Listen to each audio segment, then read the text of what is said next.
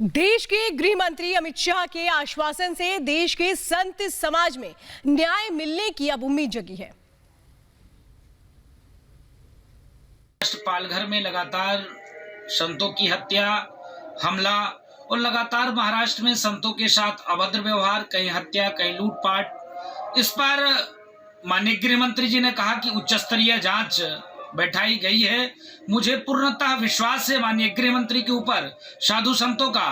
कि जिस हिसाब से महाराष्ट्र सरकार इस मामले में सही ढंग से कार्रवाई नहीं कर रही है, तो अब मुझको उम्मीद है कि जब उच्च स्तरीय जांच होगा, दूध का दूध पानी का पानी हो जाएगा और पीड़ित संतों को न्याय मिल पाएगा। हुई दो साधुओं की लिंचिंग पर, बर्बरता पर जिस प्रकार एक साक्षात्कार में आदरणीय गृह मंत्री जी ने अर्णव गोस्वामी को आश्वस्त किया कि दो संतों के साथ बर्बरता करने वालों को कड़ी से कड़ी सजा दी जाएगी, मुझे लगता है कि यह धर्म के प्रति, राष्ट्र की रक्षा के प्रति, सनातन संस्कृति की रक्षा के प्रति आदरणीय गृह मंत्री की प्रतिबद्धता अनुकरणीय है, प्रशंसनीय है। मैं यही कहूंगा और यही चाहूंगा कि इस पर अब कड़ी से कड़ी कार्रवाई हो, दोषियों को कारागार डाला जाए, फांसी पर चढ़ाया जाए और उन दो निहत्थे निराहारी साधु को न्याय दिया जाए।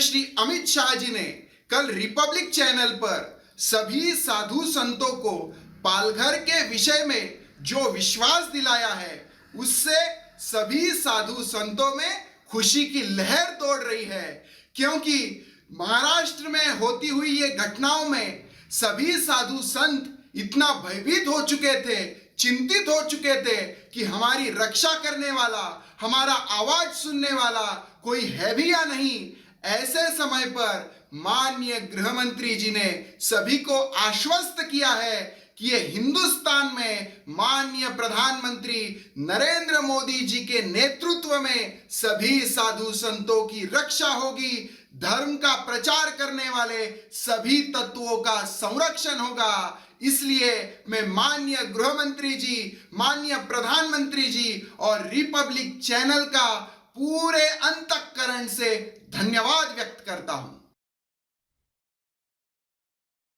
अमित शाह जी का जो बयान आया है कि हम मूक दर्शक नहीं हैं, हमने जो है उद्धव ठाकरे से और उद्धव सरकार से हमने जो है अवगत किया है, तो हमें पूर्ण विश्वास है कि इसमें सीबीआई जांच होगी और गृह मंत्री ने इसको जो है अपने उनके अंदर में भाव है और निश्चित रूप से उनका जो बयान आया है वो स्वागत योग है। और श्री दस्ताम जुना अखाड़ा हृदय से आभारी है और उनका आभार व्यक्त करता है कि इन्होंने जो है कहा है कि भारत सरकार जो है वो मुक्त दर्शक नहीं बनेगी और इसका जो है जल्दी से जल्दी जो पर्दाफाश होगा और जो दोषी है उनको कड़ी से कड़ी सजा मिलेगी।